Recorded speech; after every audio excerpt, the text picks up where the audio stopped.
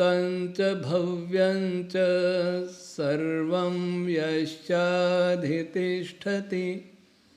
स्वर्यस्य च केवलं तस्मै ज्येष्ठाय ब्रह्मणे नमः। प्रिय श्रोतागण, पिछले 100 वीडियो जो वेद विज्ञान आलोक कक्षा नाम से चल रहे थे, उसमें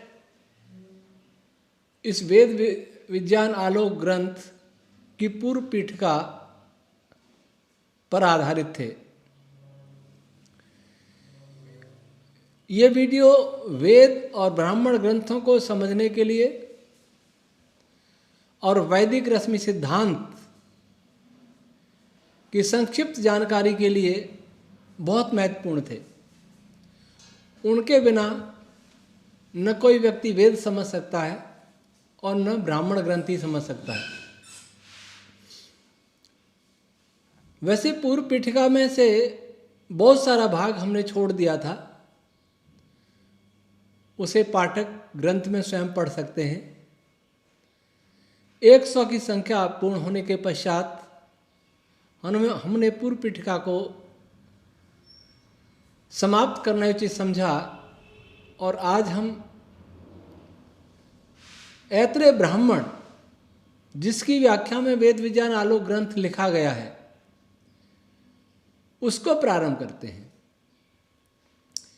इसमें हम कोई ये चर्चा नहीं करेंगे कि किस भाष्यकार ने क्या भाष्य किया है, हम केवल अपनी चर्चा करेंगे। दूसरे भाष्यकारों की चर्चा इसलिए नहीं करेंगे कि उसका एक नमूना, एक उदाहरण हम बता चुके हैं। एक मंत्र के भाष्य के द्वारा आचार्य साणु ने क्या किया, ग्रिफिथ ने क्या किया और हमने क्या किया, ये हम चर्चा कर चुके हैं। उसी से आप लोग अनुमान लगा सकते हैं कि उनकी दिशा क्या है और हमारी दिशा क्या है। आज हम पहली कंडिका ले रहे हैं। ऐत्रेय ब्राह्मण में कुल 8 पंचिका हैं। पंचिका का अर्थ है 5 अध्यायों का एक समूह, तो अर्थात 40 अध्याय हैं। पहले अध्याय में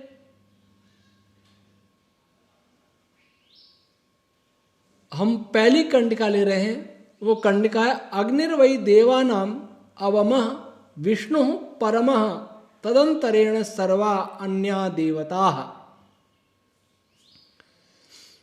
इसका सभी सीधा यही अर्थ करते हैं कि अग्नि पहला देवता है और विष्णु अंतिम देवता है, अन्य देवता सारे इसके मध्य में हैं। इसका क्या अर्थ हुआ? जिन्होंने ऐसे अर्थ किए उन्होंने अनुवाद किए। हमें देखिए, इस विषय में यह बात उल्लेखनीय है कि यह ब्राह्मण ऋग्वेद का ब्राह्मण है और वर्तमान ब्राह्मण ग्रंथों में जो वर्तमान में उपलब्ध है उनमें से सबसे प्राचीन माना जाता है। इस ब्राह्मण ग्रंथ का काल पंडित युधिष्ठिर मीमांसक जी के अनुसार लगभग 7,500 वर्ष पूर्व है। ऋग्वेद का पहला मंत्र अग्निमीडे पुरोहितम, उसमें भी पहला पद अग्नि है। उस मंत्र का ऋषि भी अग्नि है और ऋग्वेद के ब्राह्मण ग्रंथ की पहली कंडिका का पहला पद भी अग्नि है। अग्निर्वै देवानाम अवमः।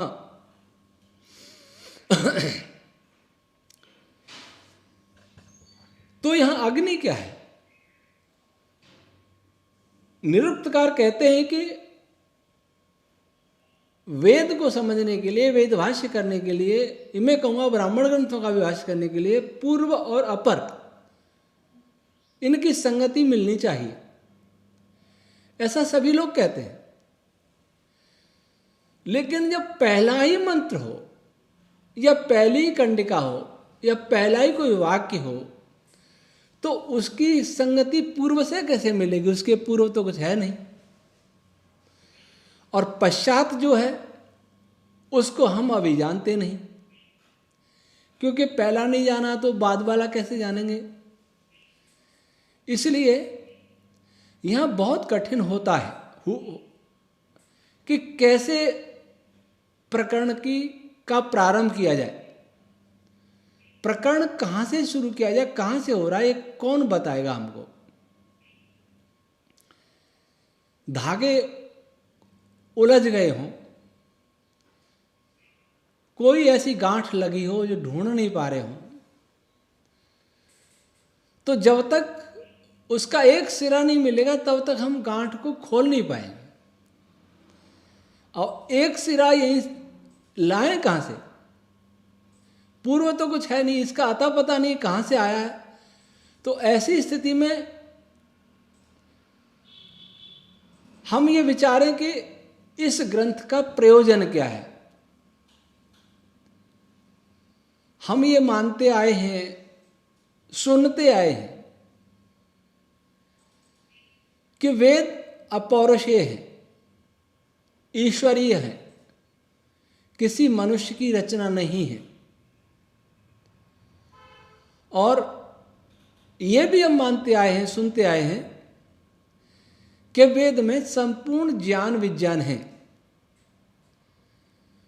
वेद सृष्टि के ग्रंथ हैं, वेद कॉस्मोलॉजिकल ग्रंथ हैं। वेद में संपूर्ण सृष्टि विज्ञान है। संसार के जितने भी विज्ञान हैं वे सभी सृष्टि विज्ञान से ही विकसित होते हैं, उत्पन्न होते हैं। यह अवश्य ध्यान रखना चाहिए। जो सृष्टि विज्ञान की गहराई को जानता है, सृष्टि के पदार्थों की उत्पत्ति, उनका संचालन, उनका प्रबंधन, ये सब जानता है, वही अन्य विज्ञानों को समझ सकता है और वही लोक व्यवहार भी समझ सकता है। इसलिए संपूर्ण वेद को सृष्टि का वेद ग्रंथ कहा जाए। भगवान मनु ने कहा है वेदो अखिलो धर्म मूलम, संपूर्ण वेद धर्म का मूल है, अर्थात विज्ञान का मूल है। व्यवहारिक भी है और सृष्टि विज्ञान भी है, व्यवहारिक विज्ञान भी है। चाहे राजनीति विज्ञान है, चाहे समाज विज्ञान है, जितने भी उपयोगी हैं वो सब सृष्टि विज्ञान से ही आते हैं।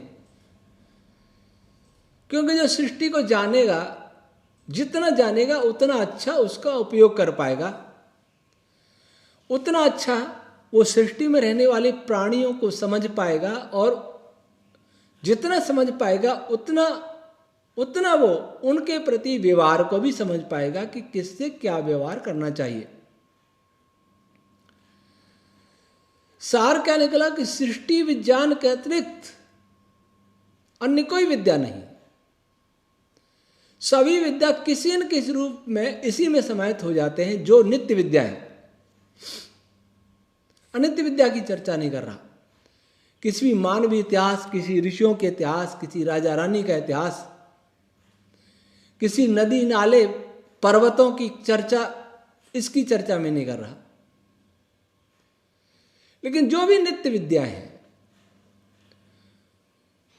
जो भी सृष्टि में रहने के नियम हैं, लोक को व्यवस्थित चलाने के नियम हैं, धर्म क्या है?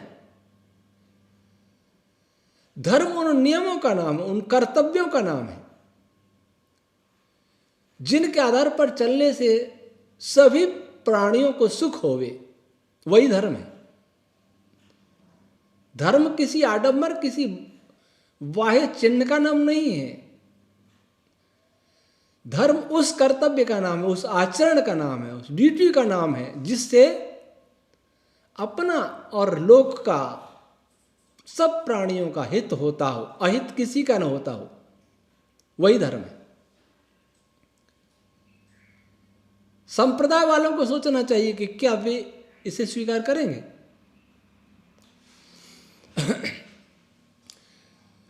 तो ये सब कहने की आवश्यकता मुझे ऐतरेय ब्राह्मण क्यों पड़ी इस कंडिका के भाष्य में, कि प्रकरण हम समझें। जब वेद संपूर्ण सृष्टि का ग्रंथ है, वेद सृष्टि विज्ञान है, और उस विज्ञान से ही सभी लोक व्यवहार भी आते हैं, तो उसका जो व्याख्यान ग्रंथ है, ब्राह्मण ग्रंथ, कोई भी ब्राह्मण ग्रंथ, आज हम ऐतरेय की चर्चा कर रहे हैं, तो उसमें सृष्टि विज्ञान ही होना चाहिए। मैं कोई विज्ञान की पुस्तक लूं, भौतिक विज्ञान की पुस्तक है और वो सूत्र रूप में लिखी गई है, उसकी मैं व्याख्या करूं, तो उसमें वही तो होगा जो मूल पुस्तक में है। व्याख्या विषय से भटक थोड़ी जाएगी।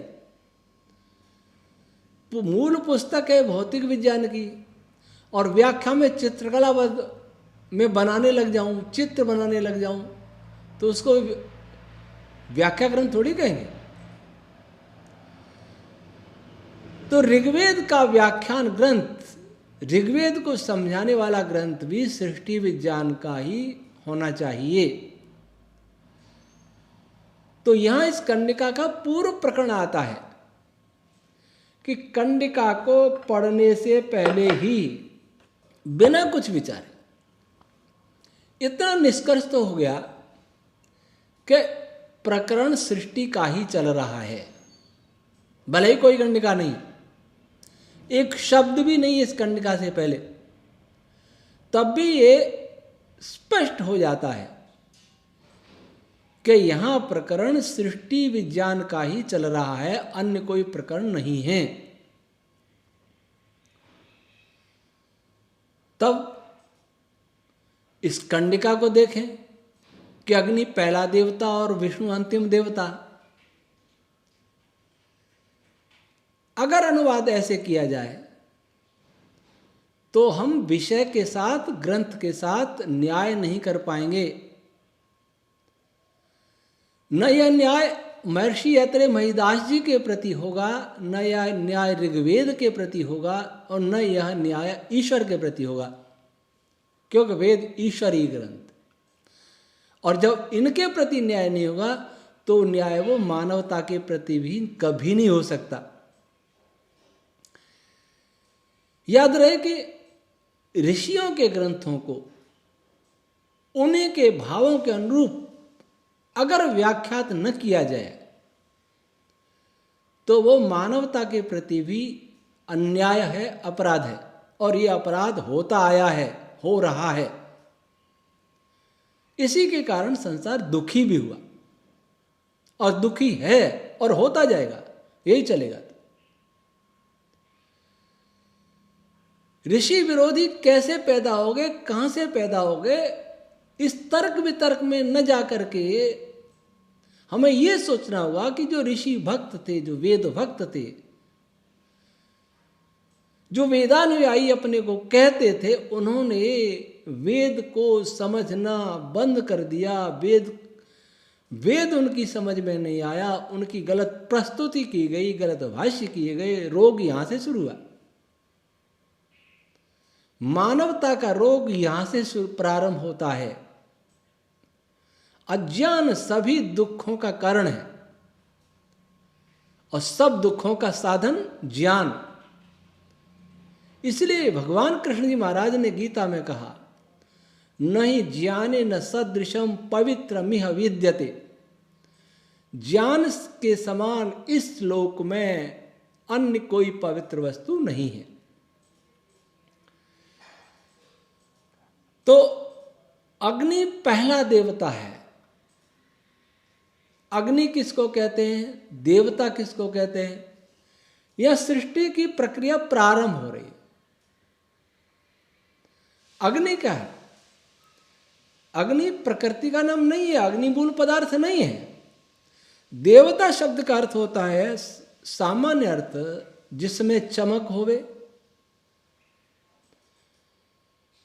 जिसमें आकर्षण प्रतिकर्षण आदि का गुण होवे, जिसमें किसी अन्य को नियंत्रित करने की क्षमता होवे, जिसमें देने की भावना होवे, वह है देव, देवता स्त्रीलिंग। तो ऐसा पदार्थ जिसमें चमक पैदा हो चुकी है, ऐसा पदार्थ जिसमें आकर्षण गुण प्रारंभ हो चुका है, ऐसा पदार्थ जिसमें अन्य पदार्थों को नियंत्रित करने की क्षमता प्रारंभ हो चुकी है, वह देव कहलाता है। वैसे तो सूक्ष्म जगत में जाएंगे तो प्राण भी देव है, मन भी देव है, वाक रश्मियां भी देव हैं, परंतु यहां उनकी चर्चा नहीं है। उनकी चर्चा इसलिए नहीं है क्योंकि अगली कंडिकाओं में इसके अंदर प्राणों की संख्या बताई है। अग्नि में कितने, विष्णु में कितने, जिनको कपाल कहा गया। जब अग्नि के अंदर प्राणों की संख्या बताई तो यहां अग्नि का अर्थ प्राण तो नहीं हो सकता, छंद भी नहीं हो सकता, मन वाक का होने का प्रश्न नहीं। इसलिए अग्नि का अर्थ है विद्युत। विद्युत या जिनको आज की भाषा में मूल कण कहा जाता है और फोटोन कहा जाता है। फोटोन भी मूल माना जाता है। इनको मूल कण तो भले ही कह लें, लेकिन मूल पदार्थ ये कदापि नहीं है। मूल पदार्थ तो प्रकृति है, उसकी चर्चा हम यहां नहीं करेंगे। सृष्टि बनने की प्रक्रिया में विद्युत का उत्पन्न होना, विद्युत आवेश का उत्पन्न होना, चाहे वो धनावेश हो या ऋणावेश हो, या फोटोन का उत्पन्न होना, या मूल कण क्वार्क्स आदि का उत्पन्न होना, एक बहुत बड़ी घटना है। आधुनिक विज्ञान इनकी उत्पत्ति के विषय में अभी तक तो नहीं सोचता। बिग बैंग वाले भी कहते हैं पार्टिकल बस फैलने लगे, धीरे धीरे आपस में मिलने लगे, लेकिन बनने कब लगे ये उनको जानकारी नहीं। क्योंकि बनने कब लगे ऐसे अगर वो जानकारी देंगे तो उन्हें ये मानना पड़ेगा किसी अन्य पदार्थ से बने, जो उनके प्रेक्षण प्रयोगों से बहुत दूर की चीज है। उनके पास कोई टेक्नोलॉजी नहीं है जो ये जान सके कि क्वार्क कैसे बना और किससे बना, उसके अवयव क्या है, इलेक्ट्रॉन के अवयव क्या है, फोटोन के अवयव क्या है, ये वो नहीं जान सकते। क्योंकि वो टेक्नोलॉजी अपनी टेक्नोलॉजी के कुएं से बाहर नहीं निकलते। उन्होंने सोचा है कि जो हम देख लेंगे, जो ऑब्जर्व कर लेंगे वही है, उसके अलावा है ही नहीं कुछ। इसको कहते हैं अंधविश्वास। वो तो हम लोगों को अंधविश्वासी कहते हैं, लेकिन वास्तव में वे अंधविश्वासी हैं जो उनकी मैथ के द्वारा, जो उनके प्रयोगों के द्वारा, परीक्षण के द्वारा जान लिया जाए वही है, बाकी नहीं है। बाकी नहीं है, इसको सिद्ध करने के लिए पहले कितने झूठ बोलने पड़े, बोलेंगे। पर हमारे ऐसा नहीं है। जिसको मैं नहीं देख सकता वह भी हो सकता है। मैं नहीं देखूंगा, आंखें नहीं देखेंगी तो बुद्धि देखेगी। जहां बुद्धि भी नहीं देखेगी वहां आत्मा देखेगा समाधि में। पर कोई देखेगा, अनुभव करेगा। देखने का अर्थ अनुभव करना भी है। देखने का अर्थ केवल आंखों से देखना नहीं होता। जैसे मैं किसी को कहूं, कोई बाहर से आवाज है, मैं कहूं देखो कौन है, कौन बोल रहा है, देखो क्या बोल रहा है। कान से सुना जाता है, आंख से नहीं देखा जाता। ध्वनि को आंखों से नहीं देखा जाता। मैं कहूँ पानी गर्म ठंडा, देखो गर्म है कि ठंडा है, तो उंगली से देखा जाएगा। स्पर्श का नाम भी देखना हो गया। भोजन के चक्कर देखो, देखो चखना भी देखना है। तो देखने का अर्थ है किसी भी प्रकार से उसका अनुभव करना। किसी इंद्रिय से हो, नहीं हो तो मन से हो, नहीं तो बुद्धि से हो, नहीं तो आत्मा से हो। ये आधुनिक विज्ञान में ये धारणा नहीं है, ये विचार ही नहीं, इसलिए वो अधूरा है और सर्वनाश का कारण बन रहा है। तो विद्युत प्रथम देवता है, विद्युत आवेश प्रथम देवता है, अथवा जो सबसे पहले कण बने हैं एलिमेंट्री पार्टिकल्स, वे प्रथम देवता हैं। फोटोन प्रथम देवता है, क्योंकि इन सब में दीप्ति अवश्य होती है। प्रकाश आवश्यक नहीं है कि प्रकाश होता है उसे हम आंखों से देख लें। हर प्रकाश आंखों से नहीं दिखता, हर ध्वनि को हम कानों से नहीं सुन सकते। 20 से 20,000 हर्ट्ज की ध्वनि को ही कानों से सुन सकते हैं, अन्य को नहीं सुन सकते। लेकिन जिसको मैं नहीं सुन सकता उसको चमगादड़ सुन सकती है, जिसको मैं नहीं सुन सकता उसको कुत्ता सुन सकता है, चींटी सुन सकती है, जिसको मैं नहीं सुन सकता उसको शेर सुन सकता है, हाथी सुन सकता है। तो हम अपनी इंद्रियों की क्षमता से न तोलें किसी को। और जो भी हम प्रयोग करते हैं, जो भी हमारी टेक्नोलॉजी है, वो इंद्रियों के द्वारा ही देखती है। वो साधन है। देखेंगे तो आंख से ना, कान से तो नहीं देखेंगे किसी टेक्नोलॉजी से भी।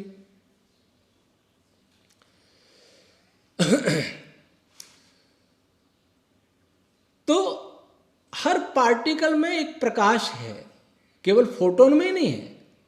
फोटोन अधिक दीप्त है, उसमें अधिक प्रकाश है। पार्टिकल में भी प्रकाश है, कम प्रकाश है, वो हमें नहीं दिख सकता। और एक फोटोन को हम कौन सा देख लेंगे। लेकिन इनके प्रकाश के पीछे और कोई कारण है, उनमें भी प्रकाश। पर यहां उसकी बात नहीं की, क्योंकि अगली कंडिकाओं से इसका फिर विरोध हो जाएगा। तो ऋषि लिखते हैं कि सृष्टि प्रक्रिया के प्रकरण में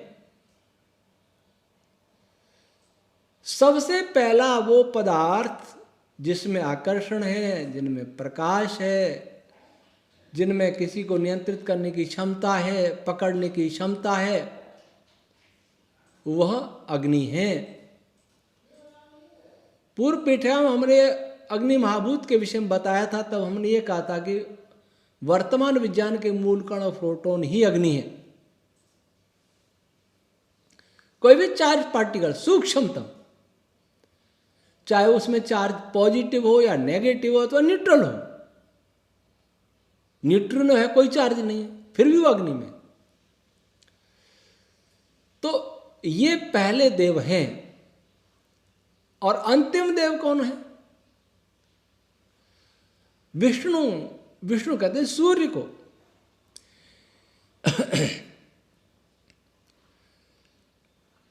प्रमाण भी मैं बोल दूं, देव का अर्थ ऋषि दयानंद ने लिखा है कि दिव्य वायु। महर्षि आनंद ने यजुर्वेद भाष्य 22:15 मन को देव कहा है। गोपद पूर्वार्ध 2:11, प्राणादेवा शतपथ 6:3-2:15, अग्नि व्यापको विद्युत। अग्नि का अर्थ क्या? विद्युत। महर्षि आनंद ऋग्वेद भाष्य 1:12-6, विष्णु का स्वदीप्त्या व्यापक सूर्य। महर्षि आनंद ऋग्वेद भाष्य 1:156-4, स यह स विष्णुर्यज्ञ स यह स यज्ञो असौ स आदित्य शतपथ 14:1-1-6। इन प्रमाणों का उपयोग किया। ऋषि दयानंद के वेद भाष्यों का उपयोग किया और इनसे पूर्व ऋषि, जैसे इसमें शतपथ का उपयोग किया, महर्षि याज्ञवल्क्य का उपयोग किया, ऋषि दयानंद ने जो अर्थ किए हैं उनका भी आधार कोई न कोई ऋषियों का ग्रंथ है, प्राचीन ऋषियों का, मन से नहीं किए हैं। कोई पौराणिक भाई सोच लें कि दयानंद ने तो मन से कर दिया अर्थ, ऐसा नहीं है। इसलिए मैंने शतपथ आदि ब्राह्मणों के भी ग्रंथ प्रमाण दिए हैं, हर जगह दिए लगभग, जहां नहीं वहां ऋषि दयानंद के दिए। अब विष्णु, सूर्य, तारा, तारा किसको कहते हैं? ऐसा एक ज्योतिर्मय लोक जिसके केंद्र में सूक्ष्म कणों का संलयन हो रहा होता है, नाभिकीय संलयन। जब यह संलयन हो रहा होता है, हो चुका, होने वाला होता, होना प्रारंभ हो जाता, उस अवस्था का नाम है सूर्य, विष्णु। उसको विष्णु इसलिए कहते हैं क्योंकि वह अपने प्रकाश के द्वारा अपने संपूर्ण सौर मंडल को व्याप्त करता है, या दूर तक ब्रह्मांड तक को व्याप्त करता है, और उनको बांधे भी रखता है। अपने अपने आकर्षण के क्षेत्र में रहने वाले पदार्थों को बांधे भी रखता है। और विष्णु का अर्थ व्यापक विद्युत भी होता है। सूर्य में व्यापक विद्युत होती है। इलेक्ट्रोमैग्नेटिक फील्ड बहुत तीव्र होते हैं। आवेशित पदार्थों की धाराएं बह रही होती हैं, धनायनों की धाराएं, ऋणायनों की धाराएं तीव्र वेग से बहती रहती हैं, नदियों के समान। इसलिए उसको कहा विष्णु। इस ग्रंथ में मूल रूप से इस सूक्ष्म कण या विद्युत की उत्पत्ति से लेकर तारे के बनने तक की प्रक्रिया का वर्णन है विस्तार से। लेकिन इस प्रक्रिया को समझाने के लिए प्रकृति से निर्माण की बात भी अनेक जगह आई है। प्राणों की चर्चा है, छंद रश्मियों की चर्चा है, मास रश्मियों की चर्चा है, ऋतु रश्मियों की चर्चा है, ये भी आया। क्योंकि इनकी चर्चा संक्षेप में नहीं होगा तो फिर किसी भी कण या विद्युत के बनने की प्रक्रिया को हम समझ नहीं पाएंगे, और किसी तारे की प्रक्रिया भी समझ में नहीं आएगी। इसलिए हमने पूर्व पीठिका में ये सारी बातें समझाई हैं। तो तारा बनना, इधर मूलकण का बनना एक बहुत बड़ी घटना है सृष्टि में, और तारे का निर्माण होना भी बहुत बड़ी घटना है। क्योंकि बहुत सारे पदार्थ तारों के अंदर ही बनते हैं। बहुत सारे लोकों का निर्माण भी तारों के अंदर ही होता है, जो अलग हो जाते हैं उनसे। भारी कण भी तारों में ही बनते हैं संलयन के द्वारा। अनेक कण न्यूक्लियोसिंथेसिस के द्वारा आकाश में भी बनते हैं, लेकिन बहुत सारा पदार्थ तारों के अंदर ही निर्मित होता है। दूसरा, सूक्ष्म कण, मूल कणों में आकर्षण बल बहुत कम होता है, चमक बहुत कम होती है। उधर तारों में आकर्षण बल भी प्रबलतम होता है और चमक भी प्रबलतमा होती है। इसलिए विष्णु अंतिम देवता कहा, परम देवता कहा, और अग्नि को प्रथम देवता कहा। अवम का अर्थ छोटा भी होता है और विष्णु का अर्थ बड़ा भी होता है। इससे क्या अर्थ आया कि सृष्टि की उत्पत्ति में सबसे छोटी शक्ति, सबसे छोटा बल इन मूल कणों में उत्पन्न होता है, और सबसे बड़ा बल विष्णु तारे में उत्पन्न होता है। ये इस कन्निका की व्याख्या है। पुस्तक में इतनी नहीं है, मैंने समझाने की दृष्टि से आपको विस्तार कर दिया। तैतृय संहिता में भी बात आई है 5.5.1.4 में, अग्नि अवमो देवता नाम विष्णु परमः। तांडव महाब्राह्मण 25.9.3 में भी अग्निर्वै सर्वम आद्यम, अग्नि ही सर्वप्रथम उत्पन्न होता है। और मैसियास जी ने भी निरुक्त में अग्नि का निर्वचन करते हुए कहा, अग्नि कस्मात् अग्रणीर्भवति अग्रम यज्ञेषु प्रणीयते। जब सृष्टि यज्ञ प्रारंभ होता है तो सबसे पहले इसी को उत्पन्न किया जाता है। सब कुछ बन गया, कण नहीं बने तो क्या हुआ? सृष्टि प्रक्रिया आगे नहीं बढ़े। प्राण रश्मियां छंद सब कुछ बन, सब कुछ हो जाए, लेकिन बिना कणों के आगे कैसे चलेगी? और कण भी बन जाए, तारे न बने, लोक नहीं बने, तब भी सृष्टि का उपयोगिता क्या होगी? जीवों के उपयोग के योग्य तो होगी ही नहीं। इसलिए विष्णु अंतिम देवता है, बड़ा देवता है, अग्नि प्रथम देवता है, छोटा देवता है। ये कंड का यहाँ समाप्त होती है। ओम शम।